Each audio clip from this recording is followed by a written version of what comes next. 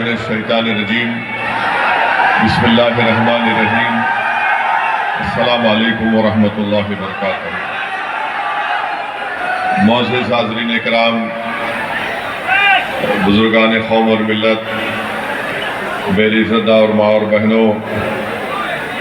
غیور نوجوان ساتھیوں، شہ نشین بتشریف فرما سابقہ رکن پارلیمان وہ انچارج دلی و مہاراشٹرا کے صدر مجلس اتحاد المسلمین محترم جناب امتیاز جلیل صاحب، جناب حاجی کلان صاحب، جناب شاداب صاحب، ہماری بہن محترمہ شمع انجم صاحبہ، سلیم سیفی صاحب، حاجی بندوخا صاحب، شعیب جامعی صاحب جو ہمارے دلی پردیش کے MIM پارٹی کے صدر ہیں، حاجی مہر الدین صاحب، فخر الدین انصاری صاحب، اکرام صاحب، آصف صاحب، منظر شعیب صاحب، ڈاکٹر ارشاد صاحب،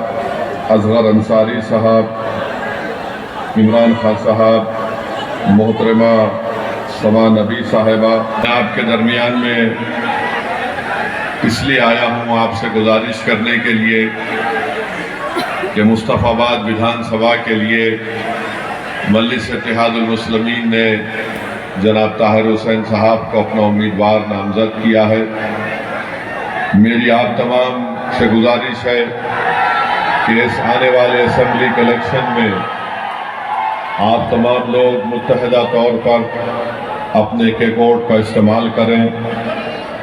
اور دلی کی اس وِدھان سبھا میں آپ اپنے اتحاد کی طاقت کی بنیاد پر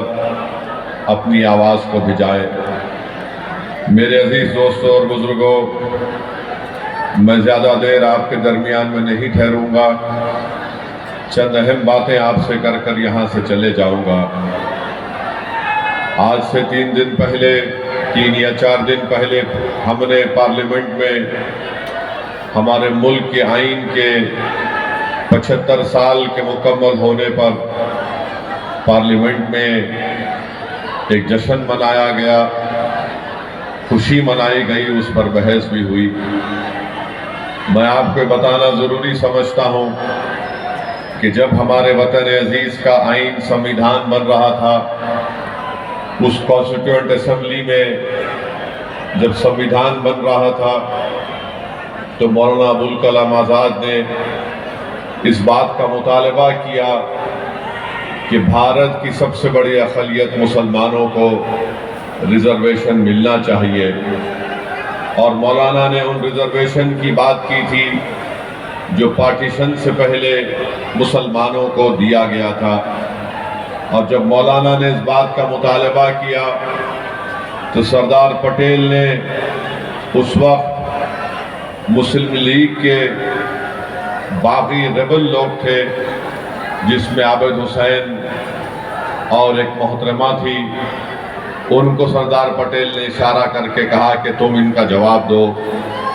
اور ان دونوں نے اٹھ کر مولانا آزاد سے کہا کہ آپ بھارت کے مسلمانوں کو آئسولیٹ کرنا چاہتے ہیں، الگ تھلگ کرنا چاہتے ہیں، ان کو مین سٹریم میں آنا چاہیے۔ مولانا آزاد نے اس وقت ایک تاریخی جملہ کہا تھا کہ یہ بھارت کی جہاں پر سمویدھان بنایا جا رہا ہے، یہ میرے لیے ایک نیا قید خانہ بن گیا۔ میرے عزیز دوستوں اور بزرگوں، 75 سال پہلے بابا صاحب امبیڈکر نے اس بات کو کہہ دیا کہ بھارت کے اقلیتوں کو کبھی بھی سطح میں ان کو حصہ داری نہیں دی جائے گی، اور اگر وہ اقتدار میں اپنے حصے کا مطالبہ کریں گے تو ان پر ایک الزام لگا دیا جائے گا کہ یہ فرقہ پرست ہیں، یہ فرقہ پرستی کو فروغ دے رہے ہیں۔ اور بابا صاحب امبیڈکر نے یہ کہا کہ اسی کو میں دیکھتے ہوئے میں نے شیڈول کاسٹ کے لیے سمویدھان میں ان کے حقوق کی حفاظت کے لیے میں نے اس کو سمویدھان میں لکھایا۔ بتائیے 75 سال میں کیا بدلا؟ لوگ آج اسد الدین اویسی پر الزام تو لگاتے ہیں بھڑکاؤ بھاشن کا، مگر جو بات مولانا آزاد نے کہی تھی، آج 75 سال کے بعد بھی ہم اس بات کا مطالبہ کر رہے ہیں کہ ہم کو ریزرویشن ملے، مذہب کی بنیاد پر نہیں،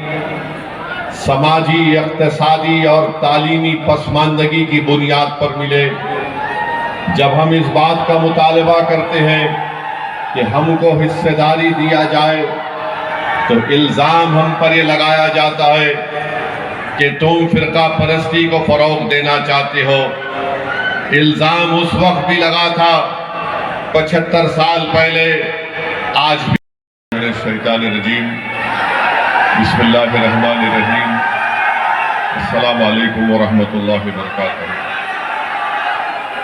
معزز حاضرین اکرام، بزرگان قوم اور ملت، میری عزت اور ماں اور بہنوں، غیور نوجوان ساتھیوں، شہ نشین بتشریف فرما سابقہ رکن پارلیمان وہ انچارج دلی و مہاراشٹرا کے صدر مجلس اتحاد المسلمین محترم جناب امتیاز جلیل صاحب، جناب حاجی کلان صاحب، جناب شاداب صاحب، ہماری بہن محترمہ شمع انجم صاحبہ، سلیم سیفی صاحب، حاجی بندوخا صاحب، شعیب جامعی صاحب جو ہمارے دلی پردیش کے MIM پارٹی کے صدر ہیں، حاجی مہر الدین صاحب، فخر الدین انصاری صاحب، اکرام صاحب، آصف صاحب، منظر شعیب صاحب، ڈاکٹر ارشاد صاحب، اصغر انصاری صاحب، عمران خان صاحب، محترمہ سما نبی صاحبہ، میں آپ کے درمیان میں اس لیے آیا ہوں آپ سے گزارش کرنے کے لیے کہ مصطفیٰ آباد وِدھان سبھا کے لیے مجلس اتحاد المسلمین نے جناب طاہر حسین صاحب کو اپنا امیدوار نامزد کیا ہے۔ میری آپ تمام سے گزارش ہے کہ اس آنے والے اسمبلی کے الیکشن میں آپ تمام لوگ متحدہ طور پر اپنے ایک ووٹ کا استعمال کریں اور دلی کی اس وِدھان سبھا میں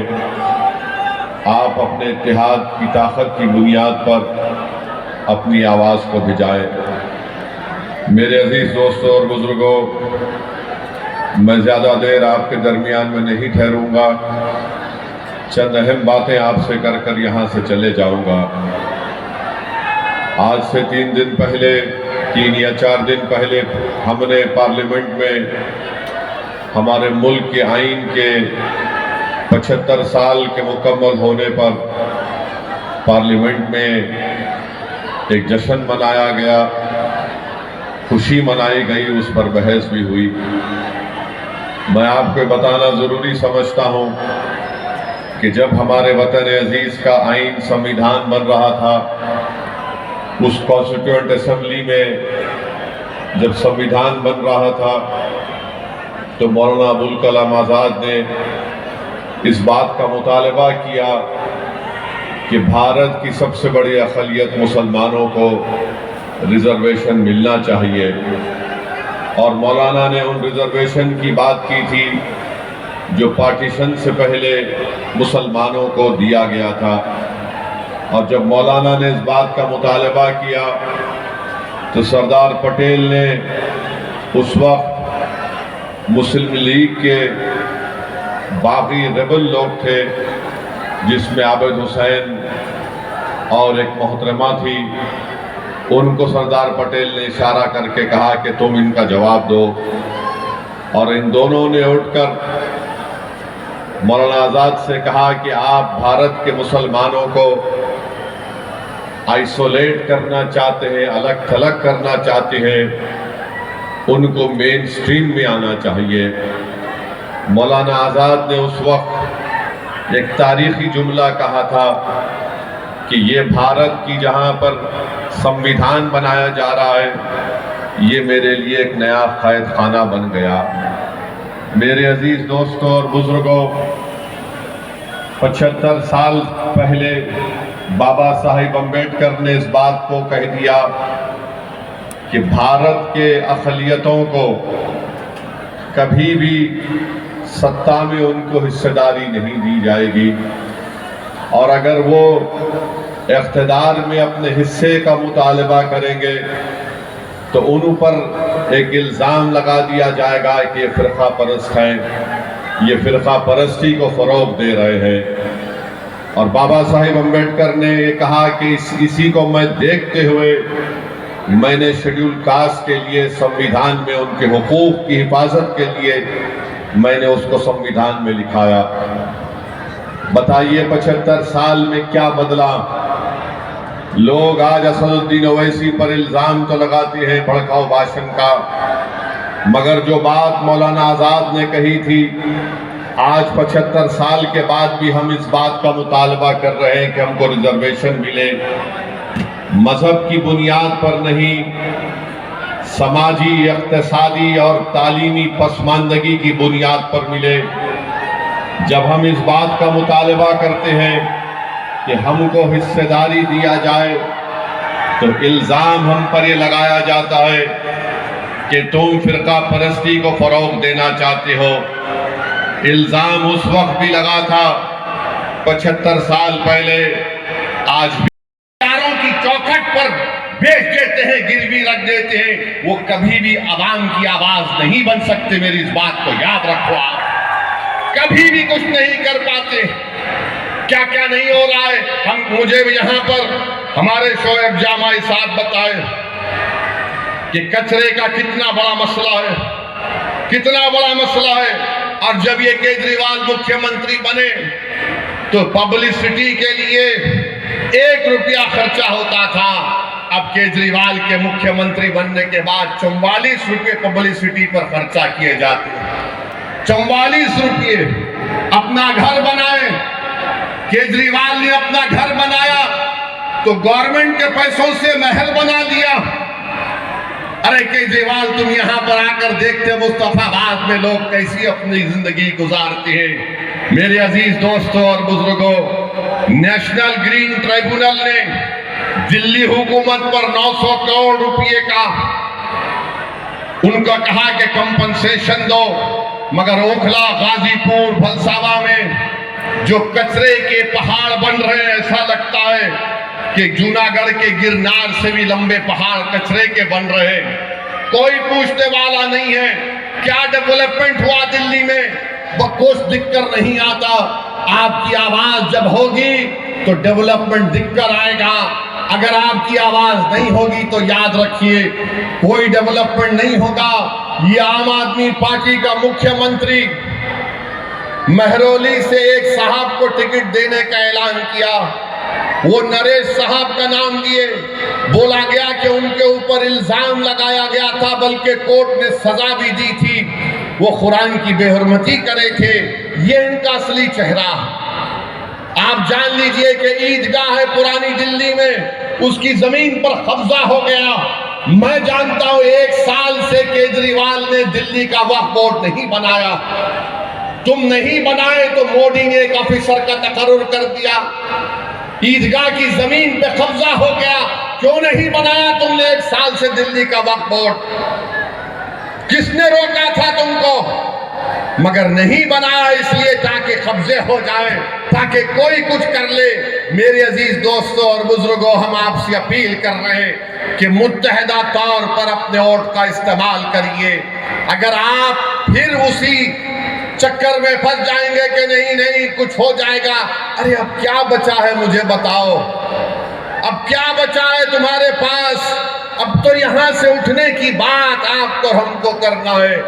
بھارت کے وزیر اعظم